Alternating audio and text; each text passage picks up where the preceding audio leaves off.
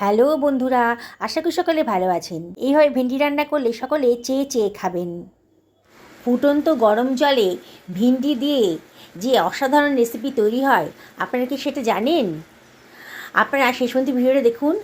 অসাধারণ টেস্টি একটা রেসিপি নিয়ে এসে হাজির হয়েছি। আমি এখানে 500 গ্রাম মতো ভেন্ডি নিয়ে নিয়েছি। প্রথমে আমি ভেন্ডিগুলোকে ভালো করে জলে ধুয়ে পরিষ্কার করে নেব।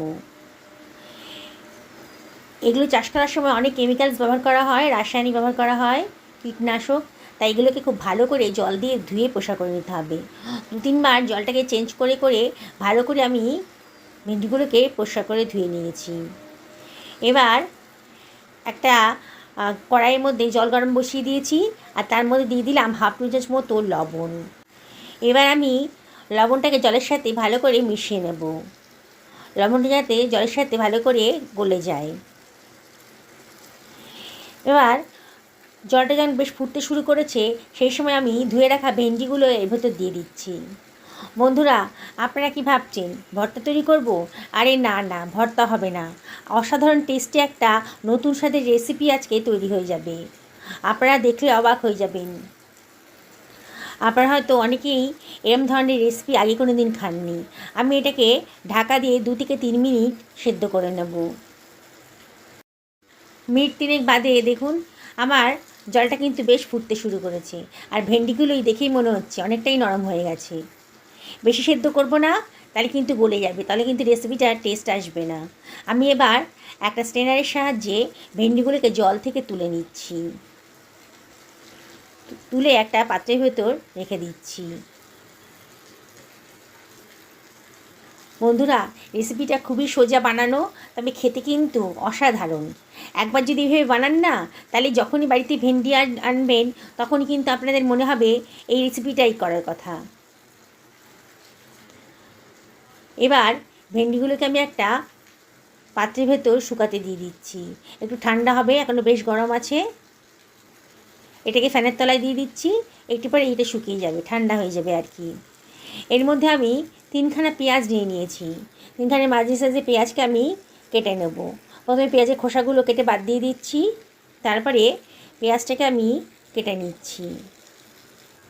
বন্ধুরা, আমি এখানে 500 ভেন্ডি নিয়েছি, তার জন্য 3খানা পেঁয়াজ নিলাম। পেঁয়াজের পরিমাণটা একটু বেশিই লাগবে, তবে আপনারা যদি ভেন্ডির পরিমাণটা বাড়ান তাহলে পেঁয়াজের পরিমাণটাও কিন্তু বাড়িয়ে দেবেন। দেখুন, পেঁয়াজটাকে আমি খুব বেশি মোটাও হয়নি আর খুব বেশি পাতলাও হয়নি, এইভাবে কেটে নিচ্ছি। পেঁয়াজের পাপড়িগুলোকে ভালো করে খুলে নিচ্ছি, তাহলে রান্না করতে সুবিধা হবে। দেখুন, পেঁয়াজটা আমার কাটা হয়ে গেছে, সরিয়ে রাখলাম। আমি 2খানা মাঝারি সাইজের টমেটো নিয়ে নিয়েছি। টমেটোটাকে আগে থেকে ধুয়ে পরিষ্কার করে নিয়েছি। টমেটোটাকে আমি লম্বা লম্বা করে কেটে নিচ্ছি। সমস্ত টমেটোটা কাটা হয়ে গেল, এবার সরিয়ে রাখছি। কতগুলো কাঁচা লঙ্কা নিয়ে নিয়েছি, কাঁচা লঙ্কাগুলোকেও আমি চিড়ে নেব। বোটা ফেলে দিয়েছি, আর আগে থেকে জল দিয়ে ভালো করে ধুয়ে পরিষ্কার করে নিয়েছি। কাঁচা লঙ্কাগুলোকে চিড়ে নিচ্ছি। আমি লঙ্কা পরিমাণটা একটু বেশি দিলাম, একটু ঝাল ঝাল পছন্দ করি আমরা, তবে আপনারা কিন্তু নিজেদের পছন্দ অনুযায়ী লঙ্কাটা ইউজ করবেন। ভেন্ডিগুলো অনেক শুকিয়ে গেছে। এবার ভেন্ডিগুলোর নিচের পোর্শন আর মাথার দিকটা আমি কেটে বাদ দিয়ে দিচ্ছি। আর একটু চেক করে দেখে নিতে হবে ভেন্ডির ভেতরে কোনো পোকামাকড় আছে কি না। অনেক সময় কিন্তু ভেন্ডির ভেতরে অনেক পোকা থাকে। ভেন্ডিগুলোকে এইভাবে কেটে নিচ্ছি। দেখুন, ভেন্ডিগুলো কিন্তু নরম হয়ে গেছে, কিন্তু গলে যায়নি। এবার সমস্ত কাটা ভেন্ডিগুলোকে একটা পাত্রের ভেতর নিয়ে নিচ্ছি। বন্ধুরা, রেসিপিটা বানানো যতটাই সোজা, খেতে কিন্তু একেবারে দুর্দান্ত, আপনাদের বললাম না আমি। এবার 2খানা ডিম আমি ফাটিয়ে নিচ্ছি।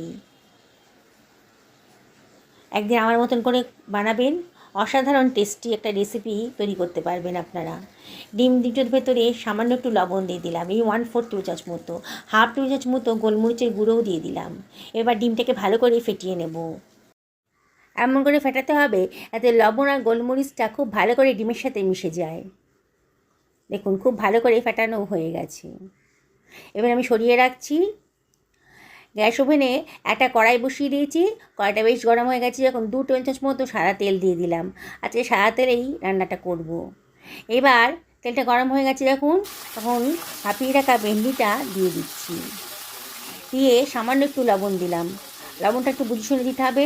আমি যখন ভেন্ডিগুলোকে ভাপিয়েছিলাম তখন কিন্তু লবণ দিয়ে ভাপিয়েছিলাম, তাই লবণটা একটু বুঝে শুনে দেবেন। তারপরে ভেন্ডিটাকে এবার একটু নাড়াচাড়া করে দিচ্ছি, একটু ফ্রাই করে নেব। দেখুন বন্ধুরা, দেখেই মনে হচ্ছে ভেন্ডির কালারটা কিন্তু একটু চেঞ্জ হয়ে গেছে। এবার ভেন্ডিগুলোকে আমি একটা অন্য পাত্রের ভেতর তুলে রাখছি। বানানোটা একেবারেই সোজা, একেবারেই নতুন ধরনের রেসিপি। আগে হয়তো এরম ধরনের রেসিপি আপনারা আগে কোনো দিনও খাননি।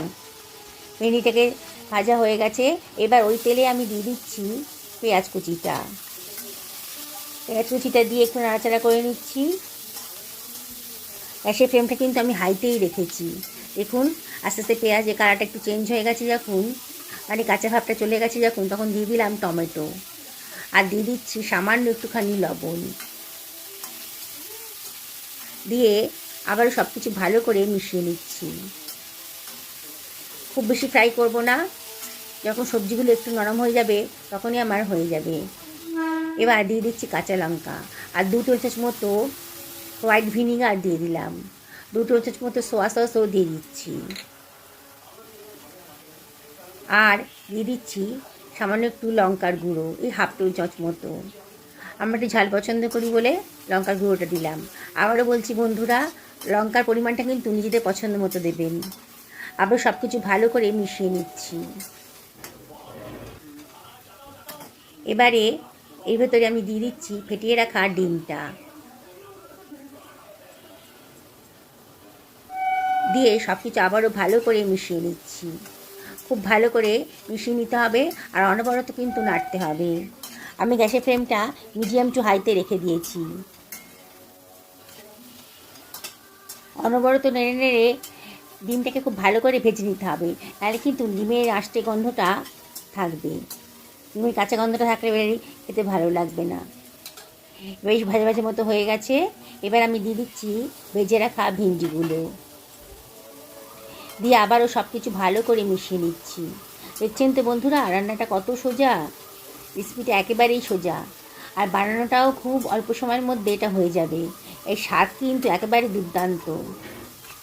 যাকে খাওয়াবেন সেই কিন্তু আপনাকে রেসিপিটা বানানোর পদ্ধতি জানতে চাইবে।